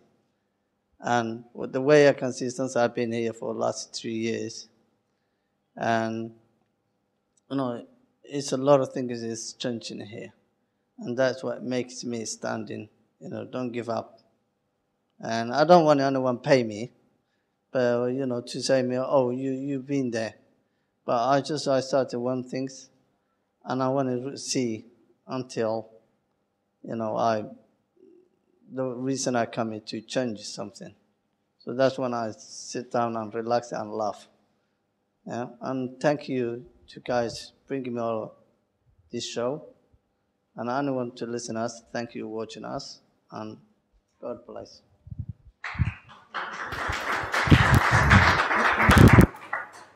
Colleagues, thanks very much. That's going to conclude our second panel. You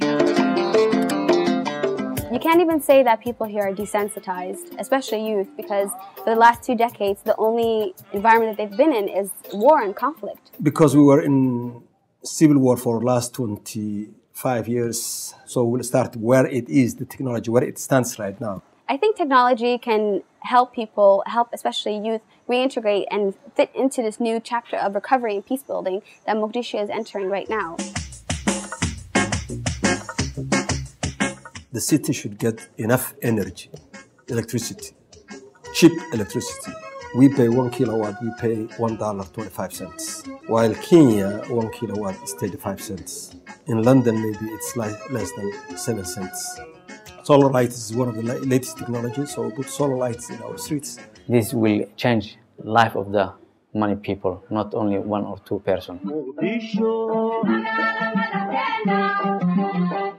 Right now, we are opening a planning office with the latest technology, GIS, to plan the city. We use radios and televisions. For example, you see 6 televisions was live when the election was taking place at night. And all Somalis, wherever they were, in all over the world, they were watching that. I have a Twitter and I have Facebook, and people follow me. What we need only a very good government with a leadership, strong leadership and vision. Diaspora, I say, come and invest your country. They are here. Friday and Thursday, you cannot find any space in the beach. I used to say, I will wait until the country is settled and everything is good. The time is running. We have been waiting 20 years. Come and contribute building the country. The importance of communicating with the diaspora and people that are here is that they can share ideas. We can all communicate to make a prosperous Somalia where people are actually together. We don't want them to assimilate into the lawlessness of Mogadishu. We want them to be as productive, if not more productive, than they were in the West. I am optimistic about the creativity of Somalis, that they can change a lot. Somalia is going through a change right now, and this will be casted as the day that we have changed our country. We all need to communicate.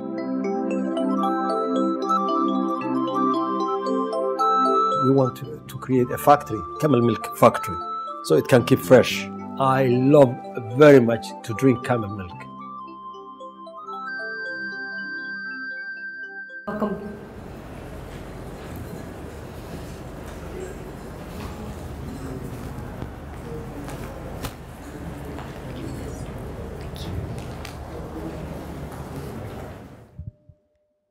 waxaan ku salaamayaa salaanta islaamka assalaamu calaykum waraxmatullaahi wabarakaatu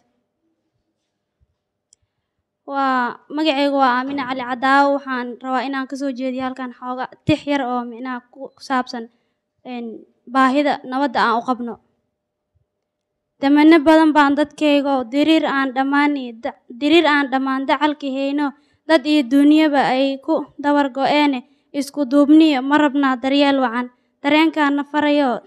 dareenkaana farayo jawaabteenu waa haa nabad baan u daalnay dowlad caadiloo diinta nagu dhaqdiyo nabad baan rabnaa sida dayr da'do dadkii dunyadii lagu diirsado diriirtii colaadii la dawar jaray sida loogu diirsadaa da'yartii haddaan nahay nabaddii ugu duubannee sannado badan baan dadkaygo dunida ka daba marno dadkeennii qiimaha badnaa qaar daad la tegiyo qaar duurjoogta la darsiyo in dibaddaa u duushee noqdeen daraad rajadii ahayd maanta ka duwanoo doorashaa dhacdo isbeddel baan sugaynaa isku duubniyo nabad baan sugaynaa calankeenni daruuraha dushoodiyo cirka noogu ekaa darajaduu lahaa oo dib loo doonaan sugaynaa darmaankaa la doortee bulshadii u dabaal degtow daa'in ha kaa dhigo deeqsi aan damcaynin danta guud iyo dakhliga waddankeenna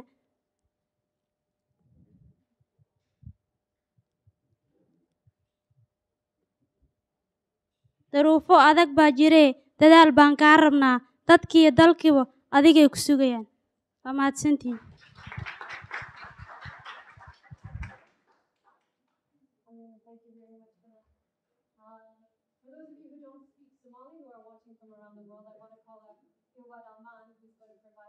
An overview and a translation of the poem from Amina. Amina, thank you again. Hello, my name is Ilwat Elman from Elman Peace and Human Rights Center. Not to give a word-for-word translation of what young Amina just gave us a poem about, but it was inspirational words about peace, about hope, about stability, about recovery, and a new day, a new generation for Somalia. And I think it's really profound to first think about, for a young girl who's only grown up in conflict, having never really seen peace, what that truly means to her, and for her to write words about peace and how much she longs for it. That in itself is something quite miraculous. My name, like I said, was Ilwat Elman, and I work for Elman Peace and Human Rights Center, a non-governmental, non-profit organization that works in many different arenas here in Mogadishu. When I think about technology, it's definitely something that is very important to me. It's something that I value very strongly, and I feel that it creates opportunities for not only wealth for the Somali people here, but also it creates opportunities for advancements, for being part of the developed countries around the world, and also for Somalia to create more employment opportunities for the youth. Somalia, to say Somalia is behind in technological knowledge is an understatement, but that's not an isolated issue. It's not only in Somalia, it's pretty much everywhere in Africa. The whole continent is somewhat behind when it comes to technology. And I feel the rest of the world is very much in an information age where they want information and they want it fast. And I see Somalia somewhat entering into that phase right now too. We could say that right now we are in a revolution. We're experiencing moments that we've never had before, and it's very much exciting. A lot of the factions that contributed to our destruction for about the last 2 decades are no longer big factors that are deciphering our future. Where the rest of the world is very much in the information age and knowledge is the #1 commodity, Somalia is too slowly starting to enter that. When I first came to Somalia, and I used to connect with a lot of my friends and family through social media, I used to be addressed with a lot of interesting questions. How are you online right now? I didn't even know they had electricity in Somalia. That's not so much the case now with a lot of diasporas returning, but I think a lot of people would be surprised to know to what extent we rely on technology here. Like a lot of my colleagues discussed earlier, we have mobile transfers of money. You can go to any hotel, any kiosk in the street, any vendor, and actually pay for your purchases, even your bills, through mobile, through the money that you have through your mobile banking. Also, mobile phones are very accessible, whether it's rural parts or urban areas in Somalia. Everybody has a cell phone, and we rely very strongly on it. And I think businesses, NGOs, establishments capitalize on that, knowing that everybody has mobile phones. And they use SMS messages to educate communities, to raise awareness, to promote themselves and the services that they provide as well. There's also internet available on mobile phones, and a lot of the youth and older generations alike, a lot of the times they spend much time on social media through telephones and connecting with other people around the world and also within their communities. When I first came to Somalia, the type of technology that we most relied on was radios. The security situation was nowhere near the way it is now. And one of my daily regimens was listening to the radio and making sure that there was no roadside bombs in certain areas. And we used this as a risk mitigation strategy, and a lot of people relied on it. You would not leave your house or go to work or enter the streets without first listening to the radio to make sure that you knew what roads to avoid. And as the years went by, it later switched on to SMS, where you could get direct updates to your phone about where there was an explosion or where there was a possible improvised explosive device, and we really relied on those. As I see Somalia entering a new phase, I think that to really capitalize on this new chapter that we're entering, we need to leapfrog into the information age. And the way that we need to do that is to first invest in education. And not just any education, we need to invest in technical education. We need to provide more opportunities for computer courses and for technical support. And IT is one of the most sought after and most enjoyed class in most universities here in Mogadishu. However, it's not very accessible to a lot of people because it's expensive. We try to mediate that within my organization by providing these opportunities to a lot of youth, and they get to learn about business administration, about computer softwaring and applications and management. And when we can't find employment opportunities for them, because I didn't have necessarily linkages with the great people that are here at the summit today, we create opportunities for them. And the way we do that is by setting up social enterprises. Just recently, we set up a social enterprise, which is the first 24-hour shop in Mogadishu, where the management level, the functional staff, every aspect of the business is run by former graduates of the program because they've been taught in these skills. And because we wanted to really be able to hold the youth accountable for their own business, to monitor the progress or regress, and to see how exactly they're sustaining their own enterprise, we've introduced bookkeeping through computer so that we can follow up with their payrolls, with their transactions, and these are all tools that they will need in any of their future endeavors, in any of their future professional endeavors. And this shop would not have been possible without the improved security situation and a little bit of sustainable developments that we've been seeing recently in Mogadishu. We are located right on Maka Road, where there is the solar street lighting, and that has attributed to the increased accessibility for a lot of the people that are having more needs later on into the night and actually walking around more freely. When I think about how technology is an important component of my work, it's very much a big component of my day-to-day work. In 2006, our head office got raided, and we work in very many sensitive areas: human rights, gender-based violence, child soldiers. And because we work in these areas, we incur a lot of very sensitive information that we can't just have laying around in hard copies, and which we did at the time. And that not only compromised our information, but also compromised the people that we're trying to support. After that incident happened, we don't have a paper trail anymore. We don't have hard documents, and we rely very much on the databases that we've developed and also our partners helped us develop. And this not only secures our information, but it really secures the people that are at the front lines, risking their lives every single day trying to do human rights defenders work. We also very much rely on social media. Social media allows us to connect with donors and supporters of our causes, and it puts a face behind a lot of the causes that they're supporting. It's not just sending money to Project X in location Y to help beneficiary Z. There's a face behind the cause that they're supporting. And our program, Sister Somalia, is one of the key examples of just how powerful technology is and how technology is life-saving. By social media, we've been able to share with them pictures, letters, very personal testimonials of the people that they're supporting. And this is a program that 100% relies on support from individual donors around the world. And we've been able to sustain it for a year. And it's been expanding, getting bigger and bigger and bigger. And now we operate in all 16 districts of Mogadishu.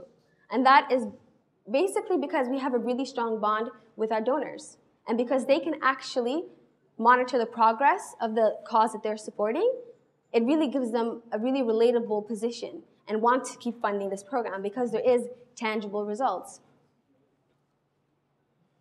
I've grown up in a generation where technology was a component of my everyday life, my day-to-day. And I feel by being here in Mogadishu, I've been incorporating that into my work, trying to make it more efficient that way, trying to make my organization more impactful that way. And since I've been working in this organization, we've been developing a lot of different databases and also adopting databases that have been created globally. Amongst one of the most beneficial databases that we use for our work right now is called the Gender-Based Violence Information Management System.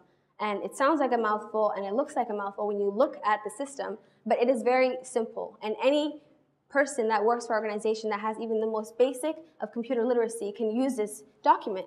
And it helps us to contribute our statistics to greater networks, to use this for programming. It steers our advocacy, and it's an integral part of all of our case management.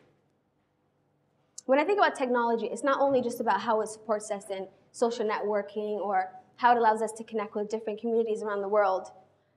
Essentially, our life is on the line when you think about technology. In Somalia right now, we are lacking in basic healthcare facilities and health necessities, and it's contributing to maternal mortalities and infant mortality rates. And we need to find a solution for this. And technology has been the solution anywhere else around the world. And this is something we need to incorporate right here in Somalia. Also, I think technology is very much important here in Somalia because over the past 2 decades and more, Somalia has been getting funded, millions and billions of dollars. There's always been programs being designed for the Somali people. And no real tangible evidence of saying, okay, this is how this generation has changed. And I think that's because there hasn't been a homegrown solution. The people here, their voices haven't been counted. An example that I always like to use is there's so many projects here. There's an abundance of projects for women and their empowerment and for their economic independence. And what they get is tailoring classes, and they're equipped with sewing machines. In Somalia, tailoring is a male-dominated industry. Everywhere you go, you won't see a woman actually working in that industry. They sew garments within their homes, but they don't actually use it for business or making profit in the actual community. So that leads me to think, why do we keep continue to support these projects, or why do we keep designing these projects that don't meet the individual person's needs? I think technology can create a linkage between the donors and between the beneficiaries. They can voice their opinions through focus groups, through forums, through live streams just like this. They can connect in the real world, in the real time, with the people who are supporting these programs. And it allows them to have programs that are based on their need and not pre-decided for them. I think technology is definitely something that's here to stay. It's power. It's a power that we in Somalia are slowly starting to grasp the importance of and utilizing it.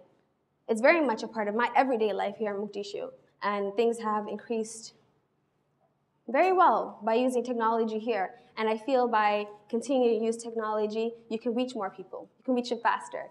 After I did a TEDx Mogadishu talk here, I've been able to connect with so many important people around the world. And very important, flourishing conversations have started from there. And some have even resulted in people working with us and volunteering and inquiring about working with us. And it's just a grassroots initiative like mine. There's no way that anybody else around the world would know about it without technology. Thank you.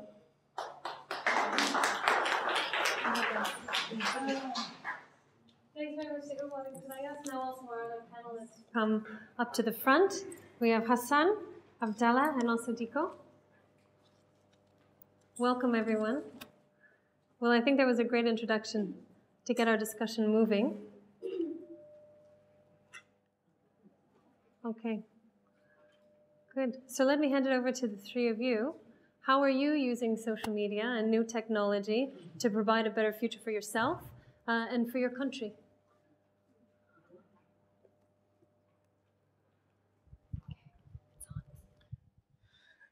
Bismillah, Assalamu alaikum wa rahmatullahi wa barakatuh. My name is Abdullah Ahmed Moomin.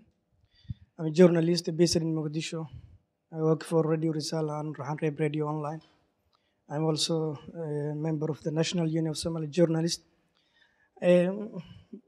How has social media changed journalism in Somalia? Basically, you can understand in the last 10 years, the media in Somalia has been increasing in terms of number and in terms of the capacity aside of the quality. In Mogadishu only, we can imagine a number of the FM radio stations are now far beyond more than 20 radio stations. And each radio station has been using a dedicated website to publish or to spread its content through to the world. I hope that has made most of the journalists in Somalia to be focused or to give their attention to the social media, and particularly in the Twitter and the Facebook. At least some people say that more than 500 websites, news websites of Somalia are on the line now. And while I guess they can be more, and some people say that they are more than 500. Most of the websites were developed by experts and journalists in the diaspora. That was one of the focal points made that the media in Somalia to focus on the Facebook and Twitter. And now, at the time or at the moment, each news or each article published on the website can also be available on the Facebook and on the Twitter. According to ITU, from 2009 and 2010, the number of the internet users in Somalia has increased from 200 people to 100,000 and to the year of 2010. According to that number, you can imagine, you can feel how the number of the internet users in Somalia are increasing and how the people, especially the young generation, are very focused on going with around the world. And the media has become more intentional or more focused to see or to develop with this one. One example is that last week when the 2 suicide bombs had occurred in Mogadishu, which killed more than 20 people, I was out of the town. I was taking my holiday in one of the areas out of the town. And one of my colleagues told me that there was a suicide bombing in Mogadishu. And after he had discovered, after he has seen the article published on the Facebook, so that you can imagine that rather than going on the issues on economic and something else, that the people also are going similarly to the news. So social media has changed more dramatically to the journalism in Somalia. By the way, you cannot forget that there is another challenge. It is impact. You can remember that in the past week, 4 journalists has been killed in 24 hours, during 24 hours. I believe that the killing, rather than maybe some insecurity accidents in Somalia, or especially in the capital, but due to the updates, news updates from Lower Juba and some other regions of Somalia where the battle against Al-Shabaab is still on high, is one of the most and the most or the factor cause which bring to some of the elements in Somalia to target the journalists. So social media, we can say, has its impact on the journalism, and on the other side, it is a benefit to us as a journalism. Thank you. Can you tell us a little bit about, we know that you're working with young diaspora who've come back to Somalia. Can you tell us how you use new technology to help them integrate? Basically, one of the organizations that I'm representing, one of the other members was supposed to be here, is Anti-Tribalism Movement, and I'm also with SOMTRA, Somali Youth Transition and Rehabilitation. So basically, the Anti-Tribalism Movement, they've been able to reach over 500,000 people, and basically they've secured over 84,000 members, and it's mainly thanks to the social media and technology in general, because they would not be able to reach all those people in person. So basically the forms of social media that we do utilize is basically emails, blogs, websites, things such as Twitter, Facebook, which we predominantly use. But social media started a long time ago with me, like High Five, Black Planet, but it has become more popular today. So it's easier to get your message across, and it's also easier for you to reach, people across the world and instantaneously. So before, in the old era where people, it would take them maybe months to travel across and get their message across, like in the old days when the kings sent their messengers, it would take a couple of months, and then when he relayed the message, if it was good or bad, the person would be killed. But today, basically, we're able to relay our messages instantaneously and get it across to our people. And YouTube is one of the key ways of getting our messages across too, like videos, as we already know. So that's the main ways of using social media to get our messages across and reaching our members.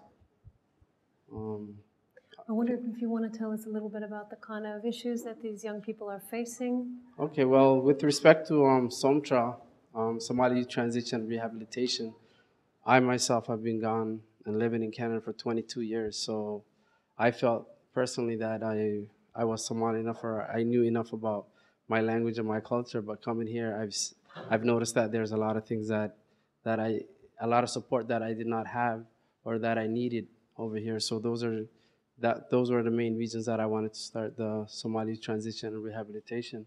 And it's basically youth-led, for youth by youth organization. And it's basically established by individuals who grew up in or have raised kids in the Western world. And it's basically to help the kids or the youth that return transition and to make the transition as easy as smooth as possible for them, and to provide basically cultural and language education. Because if you don't understand the culture, if you don't speak the language, then you stand out like a fly in a pail of milk. So it makes them easier for them to be targeted or to be picked on, which leads to conflicts. And the cultural aspect of it, if they don't know the cultural norms, such as wearing of shorts is not something that's normal in Somalia. And also male-female interactions, for a male and female to be interacting in public and for them to not be married, things of that nature, for us to teach them about that, and basically to provide social activities and sports activities. I believe that it's very vital for people to be engaged socially, but also I believe that it's very vital for people to be involved in sports activities, which is very rare over here, and it's part of the mental and physical health for the individuals, especially if they do return. And it's something that I see very vital. With respect to anti-tribalism movement, basically it's a revolutionary youth nonprofit social reform movement, and it's basically to educate the community about tribalism and the negative impacts of it, and to educate the community about that, and to unite the community and try to eradicate basically tribalism, and for it to be utilized to basically trace our ancestors. Basically, their members, as I said earlier, their membership is over, which I'm part of, but also their membership includes people from all over the world, from 14 years and up, over 84,000 members. And what else can I say?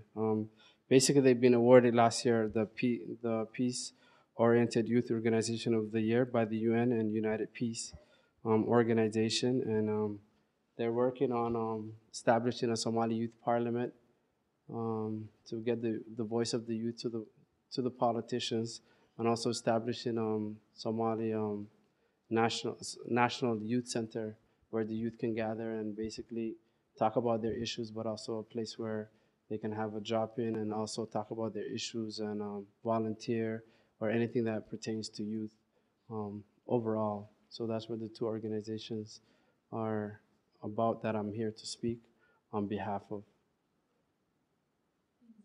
I think one of the things that youth are facing, you've all raised it in different ways, is employment, and they need to find jobs in order to secure a better future. And I wonder if you want to tell us a little bit about what your center does and how it supports young entrepreneurs. Well, the work that we're doing with entrepreneurship and the social enterprise is the initiative that we have just recently started, which is the social enterprise that we started for a group of youth that graduated from the vocational skills training program, is an independent pilot. And the idea is, when we had difficulty placing some of the youth that finished the program, by creating an opportunity for them. And the opportunity that we created for them really is in the field that they were trained in, whether it's business level, management, whether it's a functional staff like mechanics and trade. The shop that we opened is really capitalizing on the improved situation in Somalia right now, where people do have needs later on into the evening, and there is more accessibility into the evening, and all shops are closed around 7 or 8 at the very latest. So this 24-hour shop, it's a garage on one end where you can get your petrol, you can get your car tires, you can get your spare parts, and you can get your snacks, you can get your mobile credit, and pretty much anything you need. And it's for the it's for the youth, and it's by the youth, and 100% is run and managed by them. And we are supporting them to see if we can monitor and really evaluate if this sort of social enterprise is sustainable. This is our pilot, and we are hoping, the idea is that the funds generated from this business, a portion goes towards a sustainable income for these youth. Another portion goes towards the running cost. And if the business is lucrative enough, we want to save a portion of the funds that are generated to, again, incept another social enterprise for another group of kids. We really believe that a lot of the times the programming that's developed for the youth and the women and the most vulnerable members in society in Somalia here, it doesn't necessarily always apply to their needs.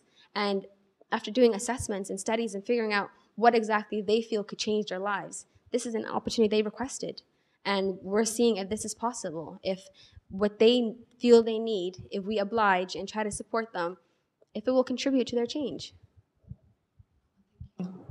Thanks to all of you. We're coming to the end of our time. I appreciate all of your inputs, as well as from the other panelists today. And obviously, this is a conversation very much that's just getting started, certainly not finishing. So thanks again.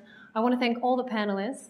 And I also want to thank all of our other friends in Mogadishu that have been supporting us to make this event possible today. You see a few of us at the front here, and there's there's many more behind. Thanks again also to TEDx and to the What Took You So Long Foundation.